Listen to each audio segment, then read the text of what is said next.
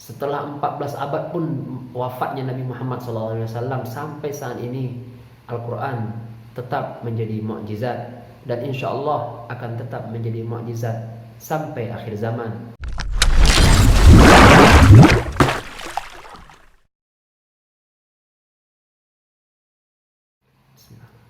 Assalamualaikum warahmatullahi wabarakatuh.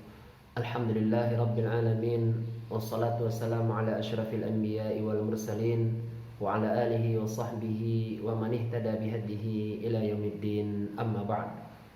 Faqad qala Allah ta'ala fi kitabihil karim ba'da a'udzu billahi minasy syaithanir rajim. Syahrul Ramadan alladzi unzila fihi al-Qur'anu hudan lin-nasi wa bayyinatin minal huda wal furqan. Surah Al-Baqarah ayat 185. Alhamdulillahirabbil alamin, kita memuji Allah Subhanahu wa taala.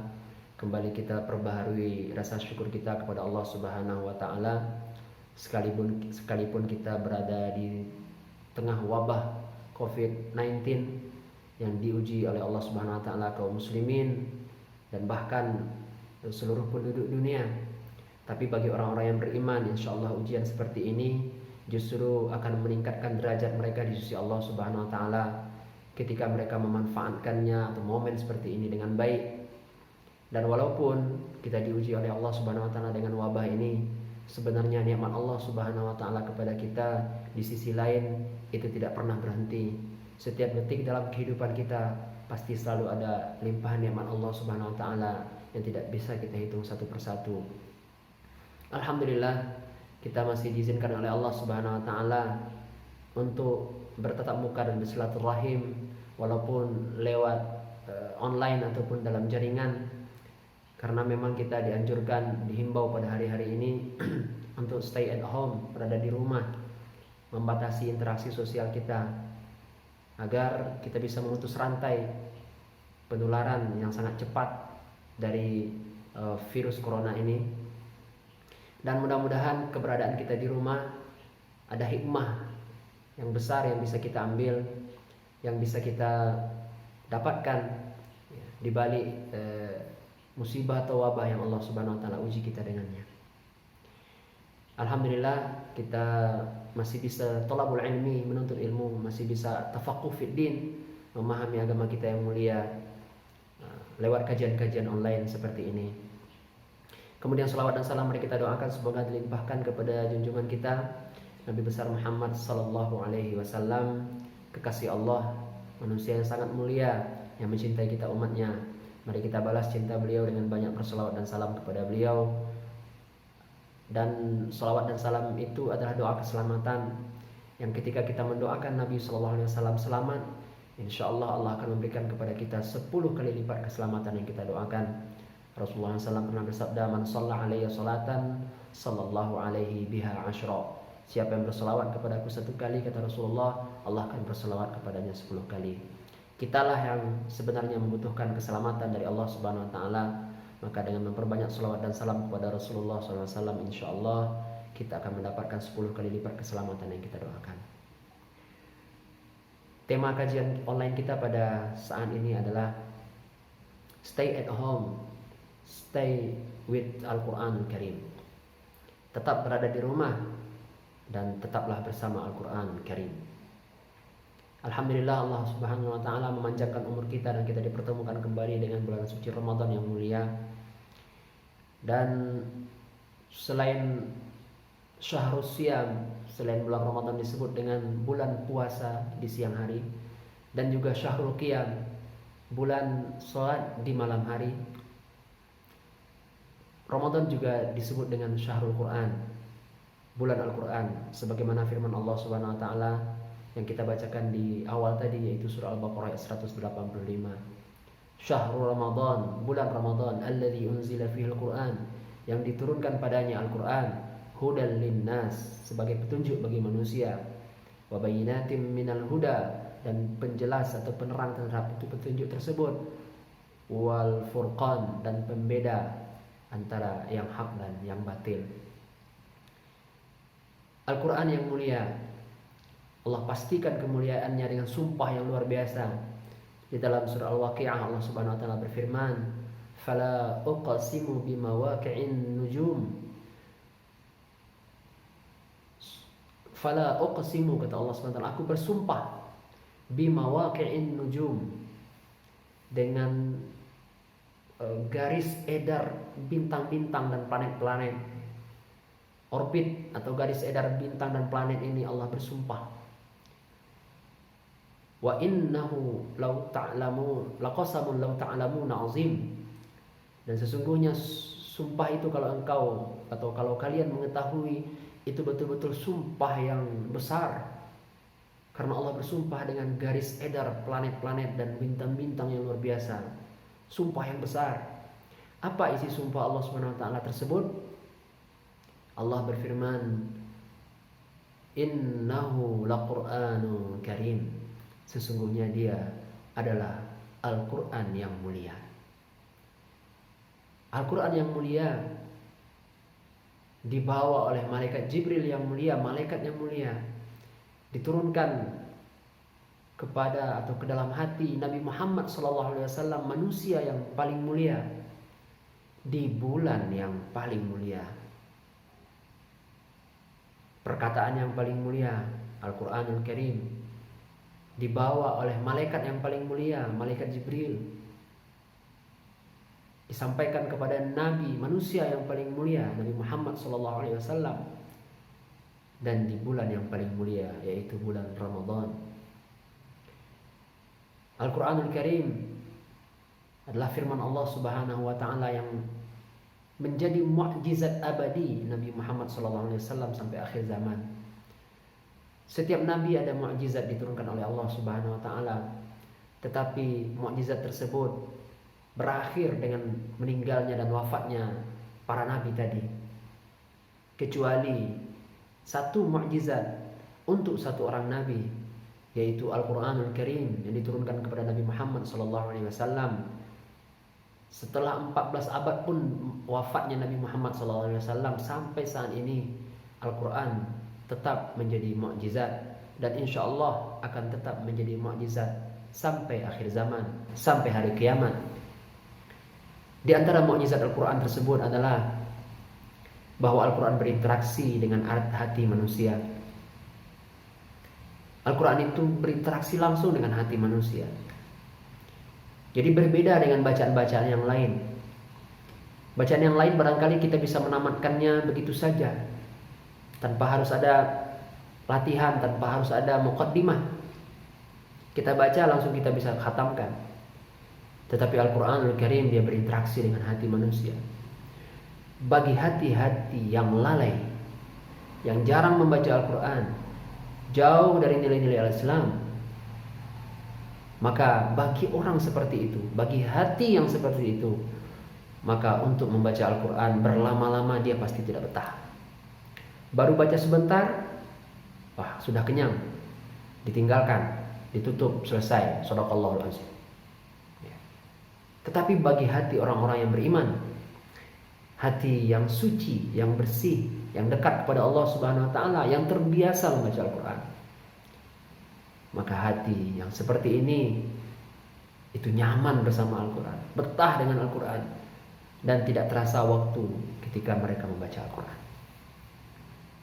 Ini salah satu bentuk mukjizat Al-Quran yang luar biasa. Ada seseorang mengadu kepada salah seorang salafus soleh. Dia mengatakan, ya Syekh, ini Ramadan sudah dekat, saya ingin mengkhatamkan Al-Quran. Tetapi ketika saya membaca Al-Quran, saya merasa kok capek sekali. Sebentar baca sudah tidak kuat lagi untuk melanjutkannya. Bagaimana saya bisa mengkhatamkan Al-Quran kalau saya seperti ini? Maka kemudian Syekh itu mengatakan, silahkan kembali kamu ke rumahmu dan bacalah kembali Al-Quran. Baca kembali Al-Quran, kemudian dipaksa dirimu untuk membaca Al-Quran walaupun dia sudah merasa cukup, berangsur-angsur dari hari ke hari ditambah terus, insya Allah kamu akan bisa. Kemudian beberapa waktu setelah itu dia datang lagi kepada Syekh tadi dan dia mengatakan, ya Syekh, terima kasih banyak atas nasihatmu ketika itu. Alhamdulillah setelah saya paksa diri saya untuk bisa membaca Al-Quran, untuk tetap membaca Al-Quran, memperbanyak membaca Al-Quran, lama kelamaan saya bisa betah membaca Al-Quran. Kemudian dia bertanya, kenapa bisa demikian wahai Syekh? Kemudian Syekh tersebut menjawab, begitulah mukjizat Al-Quran dengan hati manusia. Ketika hati manusia itu lalai, berarti hatinya sebenarnya dipenuhi dengan kotoran-kotoran dosa dan maksiat dan kelalaian. Maka ketika dia membaca Al-Quran, sedikit demi sedikit Al-Quran itu pada waktu memang susah untuk membacanya, kan, tapi pada waktu yang sama Al-Quran itu sedikit demi sedikit membersihkan debu-debu dan karat-karat hati tersebut yang selama ini lalai. Maka ketika dipaksa, ibarat kita membersihkan kaca yang sudah berdebu dan mulai berkarat, maka kita akan membutuhkan waktu dan juga kesungguhan untuk membersihkannya. Jadi ketika dipaksa dan sungguh-sungguh kita dalam membersihkan hati kita dengan ayat-ayat Al-Quran yang kita baca, lama kelamaan insya Allah hati kita akan menjadi bersih. Kemudian setelah dia bersih, dia akan nyaman membaca Al-Quran dan betah. Utsman bin Affan radhiyallahu anhu pernah bersumpah, wallahi, kata beliau, demi Allah, lau tahurat qulubuna ma syabi'at minal Quran. Seandainya suci hati kita, tidak akan pernah kenyang membaca Al-Quran. Dan Utsman bin Affan kita kenal adalah Khalifah Ar-Rasyidin yang ketiga, yang di zaman beliaulah, di zaman pemerintahan beliaulah dibukukannya Al-Quran, sehingga kita kenal dengan nama Mushaf Utsmani, Mushaf Utsman. Dan beliau meninggal syahid, dibunuh oleh musuh-musuh Islam dalam kondisi sedang berpuasa dan sedang membaca Al-Quran. Itulah Al-Quran yang mulia, mukjizat yang abadi sepanjang masa. Di samping banyak lagi mukjizat-mukjizat yang lain, ya, terutama yang biasanya menggugah dan membuat orang-orang kafir banyak yang masuk Islam, itu adalah al-i'jazul ilmi, mukjizat ilmiah yang ada dalam Al-Quran. Walaupun Al-Quran bukanlah kitab ilmiah, Al-Quran adalah kitab hidayah, ya, petunjuk bagi manusia, akan tetapi di dalamnya ada hakikat ilmiah yang baru terbukti belakangan ini, tahun-tahun terakhir ini, yang kemudian menyebabkan para penemu hakikat ilmiah tersebut ketika mengetahui bahwa dalam Al-Quran sudah ada lebih dari 14 abad yang silam, maka kemudian mereka masuk Islam. Mereka meyakini bahwa Al-Quran itu bukan muatan Muhammad sallallahu alaihi wasallam, tapi adalah dari Allah Subhanahu wa taala, pencipta manusia yang mengetahui segala sesuatu. Inilah Al-Quran, dan Rasulullah sallallahu alaihi wasallam menyuruh kita untuk membaca Al-Quran. Iqra'ul Quran fa innahu ya'ti yaumal qiyamati syafi'an li ashabihi. Bacalah Al-Quran, sesungguhnya dia akan datang pada hari kiamat nanti memberikan syafaat kepada sahabat-sahabatnya. Jadi ada yang memberikan syafaat di hari kiamat selain Rasulullah SAW dalam bentuk amal soleh. Di samping juga ada yang memberikan syafaat itu orang-orang tertentu yang Allah izinkan, seperti orang yang mati syahid, orang yang hafiz Al-Quran, itu bisa memberikan syafaat kepada keluarganya dan karib kerabatnya. Dan dari amal soleh yang juga bisa memberikan syafaat itu adalah tilawatul Quran, membaca Al-Quran. Seperti hadis Nabi SAW tadi, bahwa Al-Quran datang di hari kiamat nanti minta kepada Allah agar diizinkan memberikan syafaat kepada orang-orang yang membacanya. Demikian juga sebenarnya puasa, Siam juga, puasa ini juga akan bisa memberikan syafaat kepada orang-orang yang terbiasa berpuasa di dunia. Di hari kiamat nanti akan diberikan syafaat dan diizinkan oleh Allah Subhanahu wa taala puasa tersebut memberikan syafaat kepada kita. Dan di Ramadan ini dua-duanya kita lakukan. Kita puasa Ramadan dan kita membaca Al-Quran.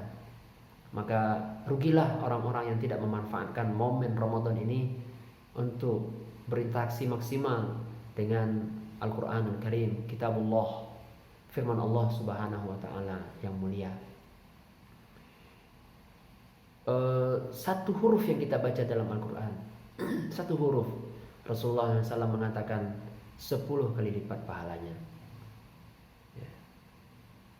Man qara'a harfan min kitabillah falahu bihi al-hasanah. Siapa yang membaca satu huruf dari kitab Allah, dari Al-Quran, maka dia akan mendapatkan satu kebaikan. Wal hasanatu bi asyri amsalihha. Dan satu kebaikan Allah berikan 10 pahala. La aqulu alif lam mim harfan, walakinnal alif harfun wal lam harfun wal mim harfun.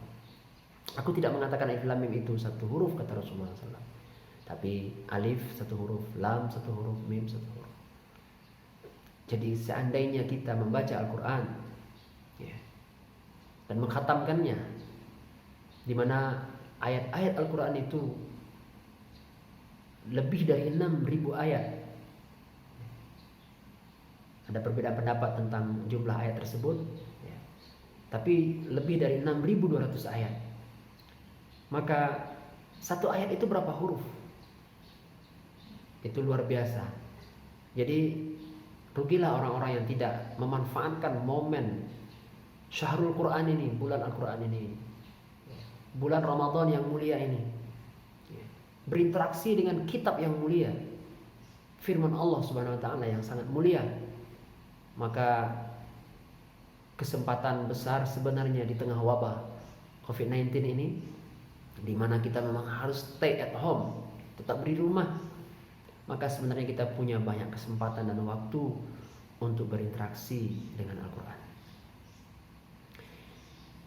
Cuma memang manusia itu kalau tidak terbiasa dengan sesuatu, maka untuk membiasakannya dia butuh latihan. Maka sebenarnya di antara materi tarhib Ramadan, jauh-jauh hari sebelum Ramadan datang, itu sebenarnya ada anjuran, himbauan untuk kita mulai memperbanyak tilawah Al-Quran. Karena seperti tadi diceritakan, karena manusia ini kalau lalai dan jarang membaca Al-Quran, maka dia akan susah untuk betah berlama-lama bersama Al-Quran. Dia akan cepat kenyang. Maka oleh sebab itu perlu latihan, pembiasaan. Tapi okelah, karena kita sudah berada di awal Ramadan, insya Allah masih ada di hadapan kita kesempatan yang banyak untuk berinteraksi dengan Al-Quran. Maka mari mulai sekarang kita tingkatkan, kita paksa diri kita untuk duduk bersama Al-Quran. Dan dari waktu ke waktu, dari hari ke hari, kita menambah kuantitas bacaan kita. Di samping tentunya juga kita menghadirkan hati untuk kualitas bacaan kita, khusyuk dan tadabbur, agar kemudian Al-Quran itu langsung berinteraksi dengan hati kita dan bisa membersihkan karat-karatnya. Maka kita pastikan bahwa hari-hari ini kita mempunyai target. Kita mempunyai target membaca Al-Quran itu berapa. Dan tentunya dimulai dengan target berapa kali kita ingin khatam di bulan Ramadan kali ini. Sebenarnya untuk masalah khatam Quran ini kita diperintahkan oleh Rasulullah SAW menghatamkannya sekali sebulan. Jadi sunnah Nabi SAW dan diperintahkan para sahabat untuk melakukannya itu adalah menghatamkan Quran sekali sebulan. Jadi memang Al-Quran ini harus dikhatamkan dan dikhatamkan berkali-kali dalam kehidupan kita. Ketika ada seorang sahabat mengatakan, ya Rasulullah aku bisa atau aku mampu lebih dari itu, Rasulullah mengatakan khatamkanlah 2 kali, 3 kali, 4 kali gitu ya. Sampai kemudian pemuda itu masih tetap mengatakan aku bisa lebih dari itu, Rasulullah SAW mengatakan khatamkanlah dalam 3 hari. Kalau seandainya dalam 3 hari dan jangan kurang dari 3 hari. Masya Allah, minimal menghatamkan Quran itu sekali sebulan. Maksimal menghatamkan Quran itu sekali 3 hari dan tidak boleh kurang dari sekali 3 hari. Maka oleh sebab itu Imam Syafi'i rahimahullah, beliau Masya Allah ulama besar ya. Mazhab kita di Indonesia ini pendirinya adalah Imam Syafi'i, maka dinamakan dengan mazhab Syafi'i. Beliau sudah hafal Quran sejak umur 10 tahun. Beliau menghatamkan Quran ya, karena sudah hafal, barangkali bacaannya juga cepat, itu 3 hari sekali ya, menghatamkan maksimal, luar biasa. di hari-hari biasa. Karena memang anjuran Nabi dan sunnah Nabi tadi adalah di hari-hari biasa. Adapun di Ramadan, Imam Syafi'i mengkhatamkan Al-Quran itu 60 kali. 60 kali, 2 kali khatam sehari. Itulah Imam Syafi'i rahimahullah. Di hari-hari biasa, di tengah kesibukan beliau mengajar, mengarang kitab, dan seterusnya, beliau sempat menghatamkan Al-Quran 3 hari sekali, berarti sebulan 10 kali khatam. Tapi begitu masuk bulan Ramadan, Imam Syafi'i meninggalkan kajian fikihnya, meninggalkan menulis kitabnya, dan beliau fokus membaca Al-Quran setiap hari, sehingga beliau bisa menghatamkan Al-Quran 2 kali sehari, sehingga satu bulan Ramadan beliau menghatamkan 60 kali. Jadi kalau di hari-hari biasa beliau menghatamkan sebulan itu 10 kali, di Ramadan 6 kali lipat, 60 kali.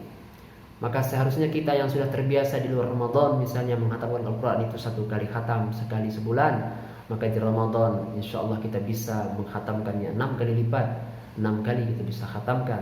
Dan di luar Ramadan orang-orang yang biasa menghatamkan Al-Quran itu sekali 2 bulan, maka di Ramadan dia akan bisa insya Allah menghatamkannya 3 kali, dan begitu seterusnya. Tapi yang di luar Ramadan tidak pernah menghatamkan Al-Quran, susah dan dia akan kesulitan dan untuk menghatamkan Al-Quran itu di Ramadan. Jadi memang harus dipaksa agar kita bisa berinteraksi maksimal dengan Al-Quran ini. Dan kalau kita melihat para salafus saleh, bagaimana mereka berinteraksi dengan Al-Quran ketika sudah masuk bulan suci Ramadan, maka kita akan mendapatkan bahwa mereka memang betul-betul memanfaatkan Ramadan itu untuk Al-Quran. Imam Syafi'i tadi contohnya. Kemudian Imam Malik adalah imam mazhab besar juga di Madinah. Beliau di samping juga ahli fikih, juga ahli hadis. Tapi kalau sudah masuk Ramadan, beliau tinggalkan kajian fikihnya, kajian hadisnya. Beliau fokus kepada Al-Quran. Para sahabat, para tabi'in yang biasanya menghatamkan Al-Quran misalnya sekali 7 hari, sekali 6 hari, maka ketika masuk Ramadan mereka akan menghatamkannya sekali 2 hari. Jadi luar biasa para sahabat, para salafus saleh terhadap Al-Quran ketika sudah masuk bulan suci Ramadan. Nah, kenapa kita tidak berusaha untuk meniru mereka? Kenapa kita untuk membaca WA, membaca Telegram, membaca media sosial itu bisa betah berjam-jam sehari? Kenapa dengan Al-Quran kita tidak alokasikan waktu 2 jam atau 3 jam sehari? Dan ketika bacaan kita cukup lancar, maka setengah jam atau 40 menit 1 juz bisa kita selesaikan. Maka targetkan berapa kita akan khatam. Kalau seandainya kita ingin mengkhatamkan Al-Quran 3 atau 4 kali, maka konsekuensinya adalah setiap hari kita membaca 3 atau 4 juz. Kalau kita ingin mengkhatamkan Al-Quran itu 5 atau 6 kali sebulan ini, maka setiap hari kita mesti membaca 5 sampai 6 juz. Maka mari kita buat target maksimal yang bisa kita capai, dan kemudian setiap hari kita luangkan waktu, kita masing-masing sudah tahu kemampuan bacaan kita.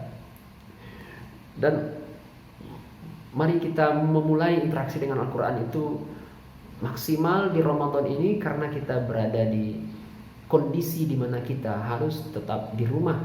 Dan ini sebenarnya kesempatan besar untuk kita menghatamkan Al-Quran berkali-kali. Mudah-mudahan hikmah Allah Subhanahu wa taala memberikan ini kepada kaum muslimin. Musibah seperti ini kan ada rahmat dan hikmah di belakangnya. Maka mudah-mudahan di antara hikmahnya adalah di Ramadan kali ini kita bisa berinteraksi lebih maksimal dengan ayat-ayat Allah Subhanahu wa taala. Selain membaca Al-Quran, selain kita tilawah, kita juga berusaha untuk tadabburi ayat-ayat Allah Subhanahu wa taala dengan membaca tafsir ataupun minimal terjemahannya. Sehingga kemudian dari waktu ke waktu di Ramadan ini ada sesi yang kita pakai, yang kita gunakan untuk memahami Al-Quran, sehingga kita bisa mentadabburinya dengan baik, bisa memaknainya dengan baik, dan setelah itu tentunya kita mudah untuk mengamalkannya. Jadi mari kita tingkatkan interaksi kita dengan Al-Quranul Karim di bulan suci mulia Ramadan ini dalam bentuk yang paling utama adalah tilawah. Kemudian berikutnya itu memahami, mentadabburi, minimal terjemahannya kita baca. Kemudian yang berikutnya adalah mengamalkannya tentunya sudah kita pahami. Dan ada satu lagi, mari kita mulai menghafal Al-Quran. Dan bagi yang sudah punya hafalan, mari kita murojaah hafalan yang sudah pernah kita hafal di Ramadan ini. Karena Rasulullah SAW setiap Ramadan datang, maka malaikat Jibril akan memurojaah semua hafalan Nabi SAW. Dan di tahun beliau meninggal dunia, Ramadan terakhir beliau, Jibril alaihissalam memurojaah Nabi SAW 2 kali khatam Al-Quran tersebut. Ya, kalau di Ramadan sebelumnya sekali khatam di murojaah hafalan Nabi oleh malaikat Jibril, tapi di tahun Nabi SAW meninggal dunia, di Ramadan terakhir beliau, itu malaikat Jibril memurojaah Nabi SAW itu 2 kali khatam. Maka mari kita berusaha untuk memaksimalkan hari-hari Ramadan ini untuk berinteraksi dengan Al-Quranul Karim, sampai kemudian kita merasa bahwa Al-Quranul Karim itu kita nyaman, kita betah, kita tenang, kita merasa tentram dengan ayat-ayat Allah Subhanahu wa taala. Dan kalau sudah demikian kondisinya, insya Allah berarti hati kita telah bersih, hati kita telah akrab dengan Al-Quranul Karim, dan ini nikmat yang luar biasa dari Allah Subhanahu wa taala. Kekuatan seorang mukmin itu dan hidayahnya itu sebenarnya berasal dari Al-Quranul Karim. Maka tidak bisa dipisahkan kehidupan seorang muslim dan seorang mukmin dan hari-harinya dari Al-Quran Karim yang mulia. Barangkali ini saja yang bisa saya sampaikan, mudah-mudahan bermanfaat terutama bagi yang menyampaikan. Aqulu qauli hadza wa astaghfirullah li wa lakum wa lisairil mu'minin wal mu'minat fastaghfiruhu innahu huwal ghafurur rahim. Billahi taufiq wal hidayah. Wassalamualaikum warahmatullahi wabarakatuh.